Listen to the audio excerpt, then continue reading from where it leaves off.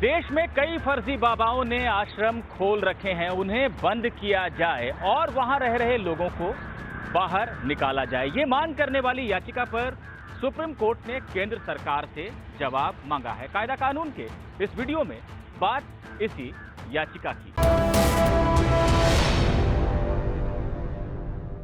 तेलंगाना के रहने वाले दुम्पला राम रेड्डी नाम के याचिकाकर्ता ने सुप्रीम कोर्ट में याचिका दायर कर ये दलील दी है कि देश में कई फर्जी बाबा आश्रम चला रहे हैं। इनमें से 17 को तो खुद अखाड़ा परिषद ने फर्जी घोषित कर रखा है, लेकिन इनकी गतिविधियां अब भी जारी हैं।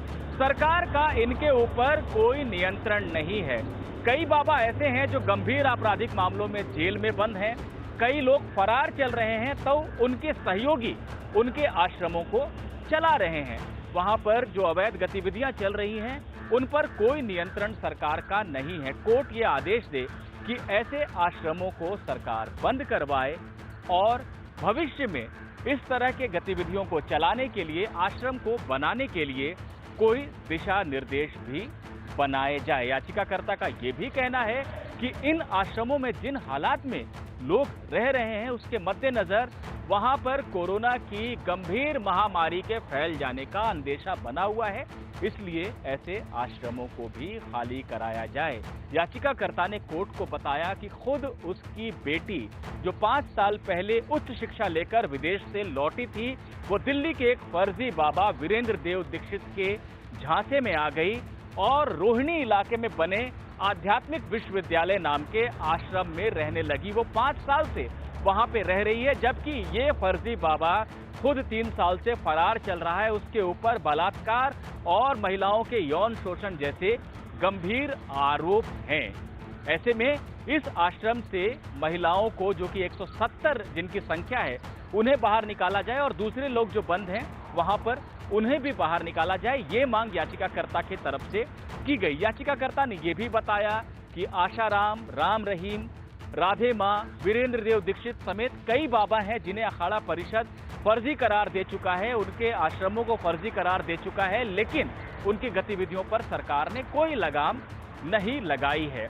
सुनवाई के दौरान कोर्ट ने ये माना कि याचिकाकर्ता ने जो बिंदु उठाए हैं वो अहम है, क्योंकि याचिकाकर्ता का ये कहना था कि इन आश्रमों में कई बार ये बात निकल कर आई है कि महिलाओं का वहां पर शोषण होता है, वहां पर नशीली दवाएं दी जाती हैं महिलाओं को, काले धन का हेरफेर होता है। ये तमाम बातें हैं और सबसे बढ़कर ये कि कोरोना की बीमारी वहां पर फैल जाने का अंदेशा बना हुआ है।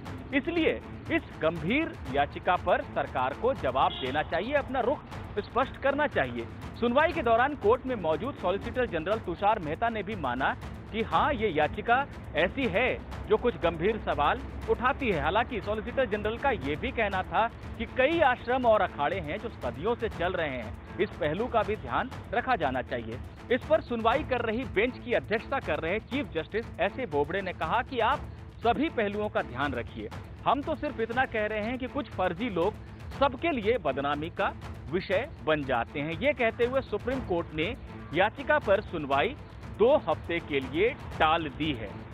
2 हफ्ते के बाद जब सुनवाई होगी तो ये देखना दिलचस्प होगा कि कोर्ट क्या सिर्फ दिल्ली के रोहिणी इलाके में बने वीरेंद्र देव दीक्षित के आध्यात्मिक विश्वविद्यालय में रह रही महिलाओं और दूसरे लोगों को लेकर कोई आदेश देता है, उन्हें बाहर निकालने या उनके स्वास्थ्य जांच का आदेश देता है, या देश भर में 17 से भी ज्यादा जो आश्रम फर्जी घोषित किए जा चुके हैं अखाड़ा परिषद की तरफ से, और भी इस तरह की गतिविधियां चलाने वाले जो आश्रम हैं उन्हें भी लेकर कोई आदेश देता है। बहरहाल इस मामले की सुनवाई फिलहाल 2 हफ्ते के लिए टल गई है। एबीपी न्यूज आपको रखे आगे।